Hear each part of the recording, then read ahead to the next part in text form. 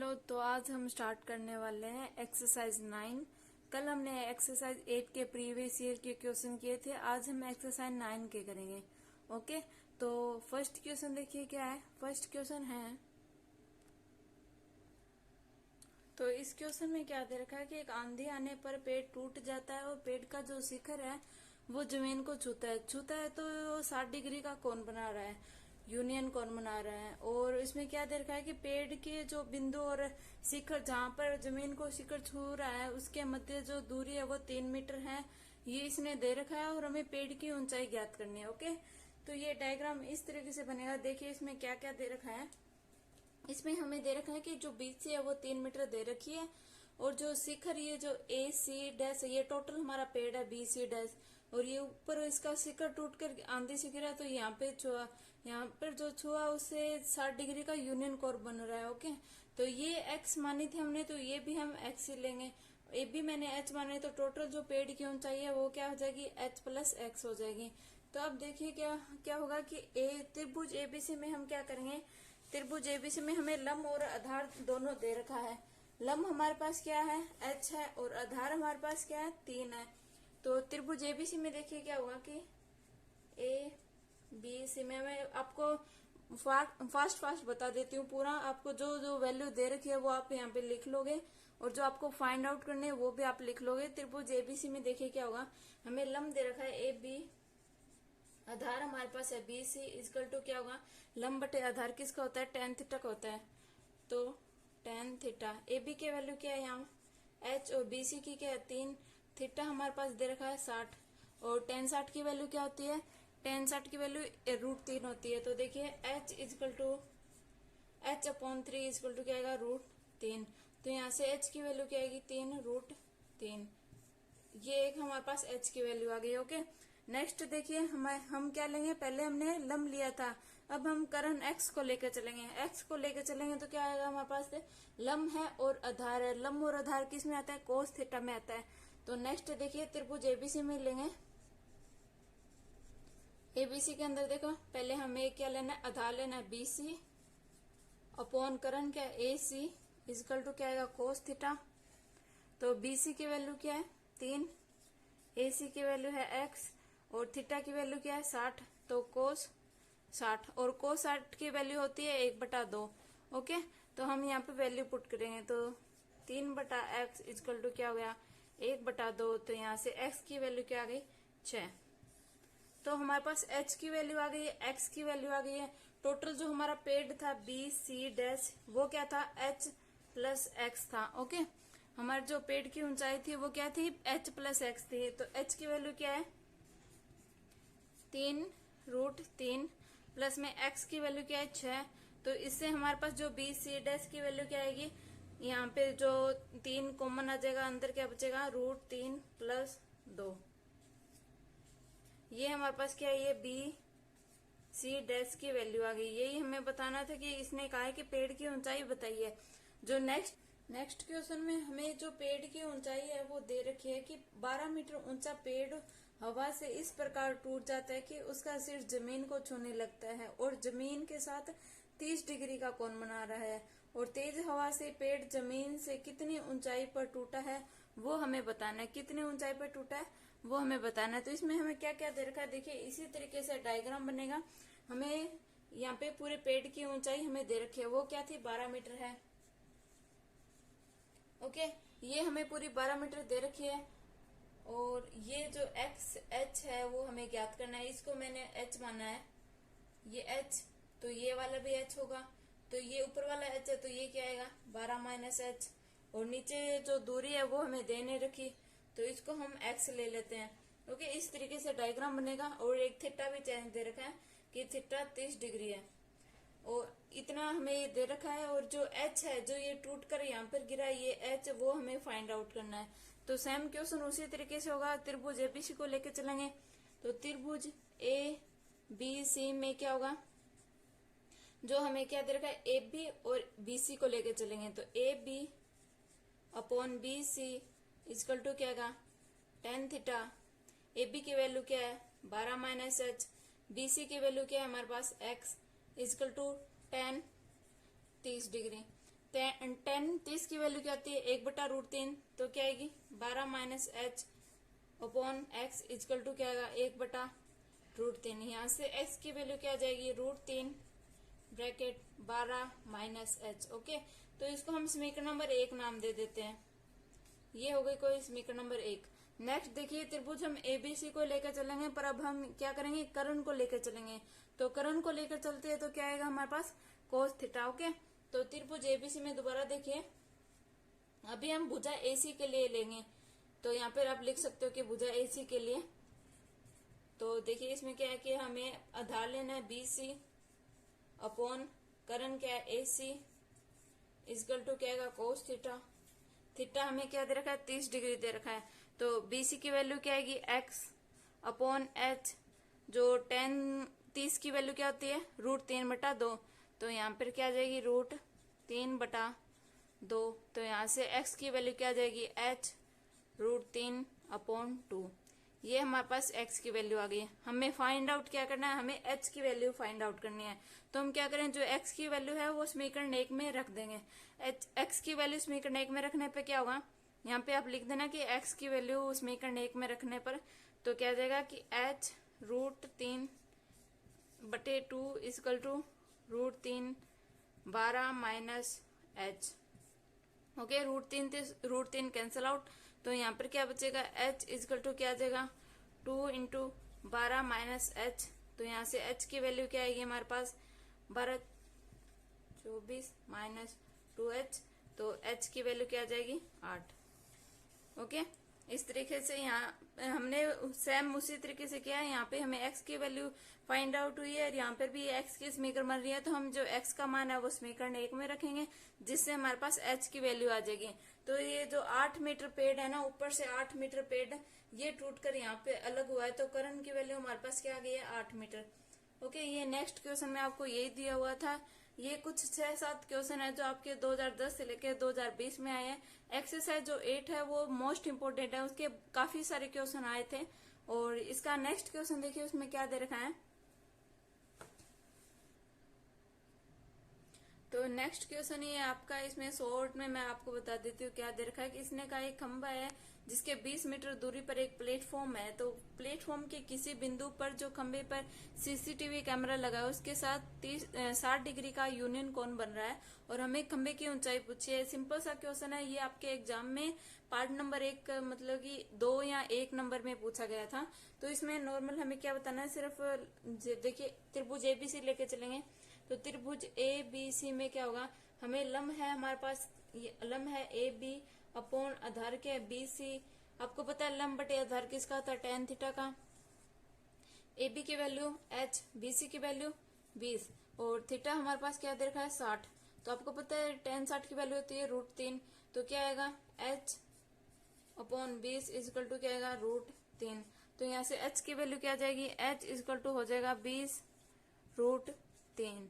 यही हमें बताना था, छोटा सा सिंपल सा क्वेश्चन था जो आपके 1 नंबर में आता है पार्ट नंबर 1 में, या 2 नंबर का भी दे सकता है, एमसीक्यू भी बन सकता है इसमें। ओके, तो ये सिंपल सा क्वेश्चन था। नेक्स्ट देखिए वो भी सिंपल ही है।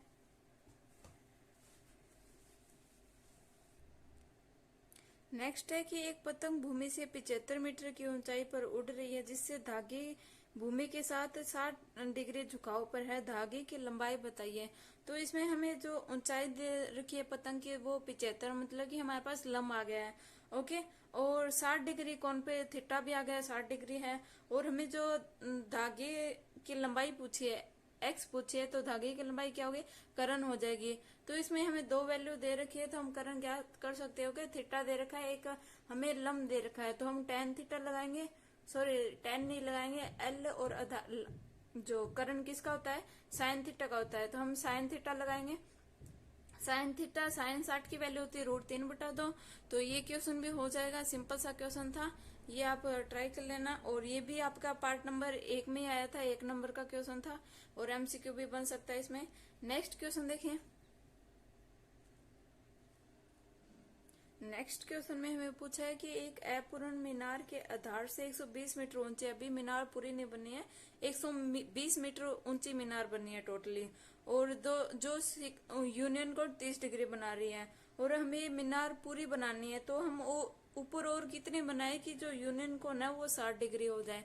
तो हमें पहले आधी हुई बनाई हुई थी, वो क्या थी, 120 मीटर ऊंची बनाई हुई थी, यहाँ तक पहले मीनार BC तक बनाई हुई थी। और बाद में हमें ए बी मीनार H ऊंचाई पर और मीनार बना दिए, मतलब ये आधी थी, उसको पूरी करने के लिए AB और लगाई। तो यहाँ से AB से जो यूनियन कोण वो 60 डिग्री बन रहा था, और टोटल क्या हो गया, 120 प्लस H हो गया। तो इसमें देखिए क्या होगा, हम पहले इसको लेके चलेंगे BDC में। तो देखिए त्रिभुज BDC में क्या होगा, हमारे पास लंब है BC अपॉन क्या है CD इक्वल टू हमारे पास क्या गया tan थीटा, और थीटा हमारे पास क्या है 30, तो हम लिख सकते हैं 30। तो यहाँ से क्या है, BC की वैल्यू 120 अपॉन क्या आ जाएगा x इक्वल टू क्या आ जाएगा 1/√3। तो यहाँ से x की वैल्यू क्या आ जाएगी हमारे पास 120√3। ओके, ये हमारे पास x की वैल्यू आ गई। अब हम टोटल जो त्रिभुज हमारे पास ADC है उसको लेके चलेंगे। तो त्रिभुज ADC में क्या होगा, टोटल ये क्या है, AC की लंबाई हमारे पास क्या है 120 प्लस H, तो ये क्या हो गया 120 प्लस H अपॉन में क्या आ जाएगा CD हमने x माना है और x की वैल्यू हमारे पास आ गई है। तो आप चाहो तो अभी भी रख सकते हो x की वैल्यू, या बाद में भी रख सकते हो। ओके, मैं अभी रख देती हूँ, और आपको थोड़ा ज्यादा बड़ा करना है तो आप x की वैल्यू पूरा सोल्व करने के बाद भी रख सकते हैं। तो 120√3 इक्वल टू जो क्या था tan 60 डिग्री, tan 60 की वैल्यू क्या आती है √3। तो यहाँ पे क्या जाएगा 120 प्लस H अपॉन क्या आएगा 120√3 इक्वल टू क्या हो गया √3। तो ये इस साइड चला जाएगा तो √3 इंटू √3 3 हो जाएगा। तो ये हमारे पास क्या समीकरण बनेगी 120 प्लस H इक्वल टू क्या आ जाएगा 120 इंटू 3। तो समीकरण क्या बनेंगे 120 H इक्वल टू क्या आ जाएगा 360। तो यहाँ से हमारे पास H की वैल्यू क्या आएगी 240। तो पहले 120 मीटर मीनार बनी हुई थी, और ऊपर हमने और कितनी बनाई है 240 मीटर और बना दी। ओके, ये 240 थी ऊपर AB की वैल्यू है, ये यही हमें पूछी थी कि ऊपर और कितनी ऊंचाई की मीनार और बनेगी। तो ये 240 मीटर के जो मीनार है और बनेगी। तो ये क्वेश्चन हो गया सेकंड, ये 4th क्वेश्चन था। टोटली 8-9 क्वेश्चन है। तो नेक्स्ट क्वेश्चन देखिए उसमें क्या दे रखा है जी। नेक्स्ट जो क्वेश्चन है मीनार की छाया वाला, वो आपकी एक्सरसाइज 9 का एग्जाम्पल नंबर 5 है, जो मैंने आपको करवा दिया था, और डिस्क्रिप्शन में मैंने लिंक भी डाल दी है उस वीडियो की। तो वो क्वेश्चन आप उसमें देख सकते हैं। नंबर्स भी वही हैं, कुछ भी चेंज नहीं है। थीटा, नंबर, दूरी जो कुछ दे रखा था सेम टू सेम वही क्वेश्चन दे रखा है। और जो नेक्स्ट ये नदी वाला है, उसमें थोड़ा सा चेंजिंग है कि आपको जो नदी से पुल की ऊंचाई दे रखी है वो 3 मीटर दे रखी थी, और इसमें 4 मीटर दे रखी है।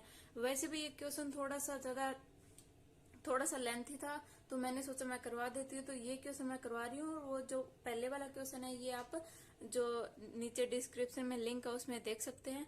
ओके, तो ये नदी वाला देखिए इसमें क्या दे रखा है कि इसमें क्या रखा है, बोल रखा है कि जो नदी के 2 बिंदु है जो A और B है, उनसे जो पुल के किसी एक बिंदु से अवनमन कोण 30 डिग्री और 45 डिग्री बन रहा है। ओके, तो अवनमन कोण बन रहा है, तो इससे अवनमन बन रहा है तो यूनियन क्या होगा, हमने पता है कि यूनियन कोण कैसे बनेगा, एकांतर कोण बन रहे हैं। तो ये 30 है तो ये भी 30 होगा। एकांतर कोण मैंने आपको बताया था, जहाँ पे आपको जेड की आकृति दिखाई दे, ये वाला और ये वाला कोण बराबर होगा, ये एकांतर कोण कहलाते हैं। ओके, तो ये 45 है तो ये भी 45 हो जाएगा। और पूरी हमें जो नदी की चौड़ाई है ये ए से ये हमें पूछी गई है। ओके, तो इसमें देखिए हम पहले त्रिभुज ABD को लेकर चलते हैं। तो त्रिभुज ABD में क्या होगा, इस साइड से लिख देते हैं। त्रिभुज ABD में क्या होगा, हमारे पास लंब है और आधार में इसको AB रखती हूँ मैं, इसको कोई वैल्यू नहीं रखी, आप ज्यादा कंफ्यूज हो जाओगे, इसको भी मानोगे इसको भी, फिर टोटल, तो मैं इसको AB मान लेती हूँ। तो हमारे पास क्या है, लंब दे रखा है BD अपॉन आधार क्या है AB इक्वल टू क्या है tan थीटा। थीटा क्या है 30 डिग्री, और BD की वैल्यू क्या है 4/AB की वैल्यू हमारे पास AB ले लेते हैं हम, और थीटा 30 है, 30 की वैल्यू क्या होती है 1/√3। तो यहाँ से AB की वैल्यू क्या आ जाएगी 4√3। ओके, ये हमारे पास आ गई AB की वैल्यू, ये क्या आ गई 4√3। नेक्स्ट देखिए उसमें अब हम ये लेके चलेंगे, इसमें क्या लेंगे, बी डी सी को। तो त्रिभुज बी डी सी में क्या होगा, हमारे पास लंब है, लंब क्या है, b d upon b c equal to tan 45। तो आपको पता है tan 45 की वैल्यू होती है 1। तो बी डी की वैल्यू क्या है हमारे पास 4 बटे बी सी, हम बी सी ले लेते हैं, हमने कुछ माना नहीं है तो 1। तो यहाँ से बी सी की वैल्यू क्या आ गई, 4। ओके, तो हमें बतानी है क्या, टोटल नदी की चौड़ाई बतानी है। तो ये हमारे पास 4 आ गई और ये हमारे पास 4√3 आ गई। तो टोटल जो ए सी थी वो क्या थी, ए सी इजकल टू क्या था, a b plus b c. ये हमें दे रखी थी नदी की चौड़ाई। ओके, तो ए बी की वैल्यू हमारे पास है 4√3 प्लस बी सी की वैल्यू है 4।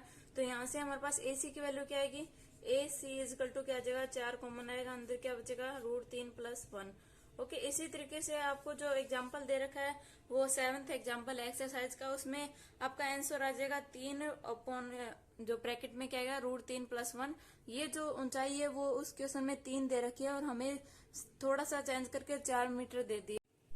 तो बुक में हमें क्या, हमारे पास एसी की वैल्यू आ गई 4 ब्रैकेट √3 प्लस 1, और बुक में हमें सिर्फ जो ये जो ऊंचाई दे रखी है वो 3 मीटर दे रखी है, और हमें जो क्वेश्चन में थोड़ा सा चेंज करके दे दिया 4 मीटर। इसी तरीके से आपको एग्जाम में दिया जाता है, थोड़ी सी संख्या ऊपर नीचे कर क्वेश्चन सेम वही होता है, डायग्राम भी उसी तरीके से बनता है, बस थोड़ा सा नंबर्स चेंज कर देते हैं।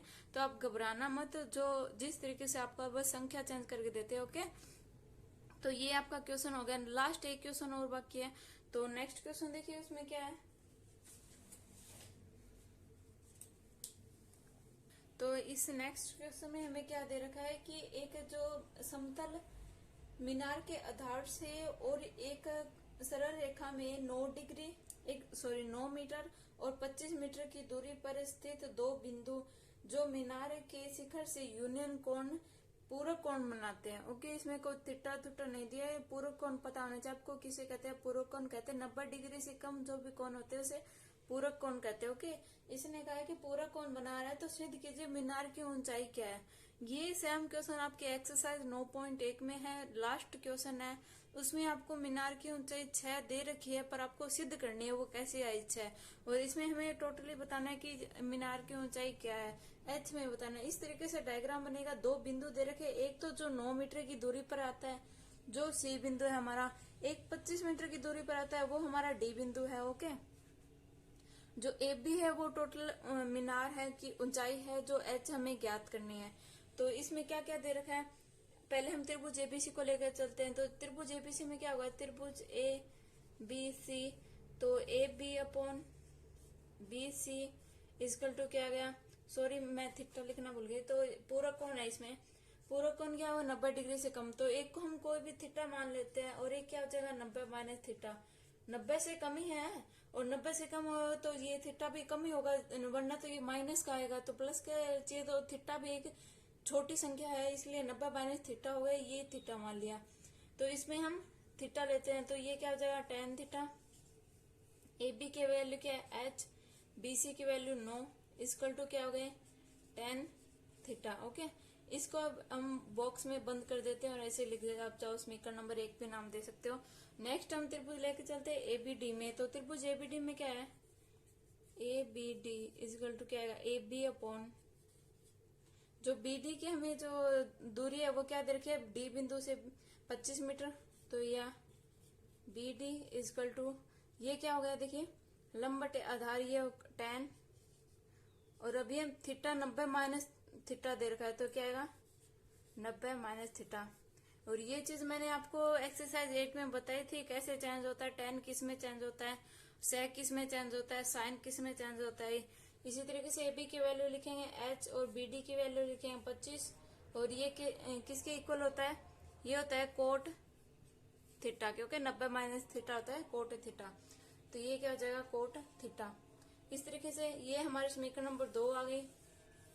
अब देखिए समीकरण नंबर 1 और 2 से आप इसको मल्टीप्लाई करवा दो आपस में। समीकरण 1 और 2 को मल्टीप्लाई करवाने पर ऐसे लिख सकते हो, समीकरण नंबर 1 मल्टीप्लाई समीकरण नंबर 2। तो 1 हमारे पास क्या थी, h upon 9 into h upon 25 equal to क्या आया tan theta. Dot cot theta. तो देखिए हम कोट थीटा को 1/tan थीटा लिख सकते हैं। तो 1/tan लिखे तो 10 से 10 कैंसिल आउट हो जाएगा। और ये क्या हो गई, एच से एच की होल स्क्वायर। और ये नीचे वाला क्या हो जाएगा आपका 225। और ये कैंसिल आउट होकर एक ही बचा था। यहाँ से एच स्क्वायर की वैल्यू क्या आएगी 225। तो एच की वैल्यू क्या आ जाएगी हमारे पास 15। ओके, ये एच क्या था, एच मीनार की ऊंचाई थी AB, इसको AB भी लिख सकते हैं। और ये हमें बताना था कि मीनार की ऊंचाई क्या है। टोटली सेम क्वेश्चन है, वही इस एक्सरसाइज में दे रखा है। उसमें आपको ये 9 और ये शायद 20 यहाँ 16 दे रखा था। बस ये इतना चेंज किया और कुछ चेंज नहीं किया इस क्वेश्चन में। ये आपका लास्ट क्वेश्चन था प्रीवियस ईयर के। मैं 10 से लेकर 20 तक जितने भी मेरे क्वेश्चन हो सके मैं वो लाई आपके सामने। और आई होप आपको सभी समझ में आए होंगे। 2 क्वेश्चन मैंने आपको नहीं कराया, बस मैंने आपकी हिंट दी है। और एक क्वेश्चन नदी वाला था, वो मैंने डिस्क्रिप्शन में लिंक डाल दिए, तो आप लिंक पर जाके देखना। वो क्वेश्चन भी मैंने सोल्व कराया है, वो एग्जाम्पल है। और आज के लिए बस इतना ही। Thank you so much. Have a nice day.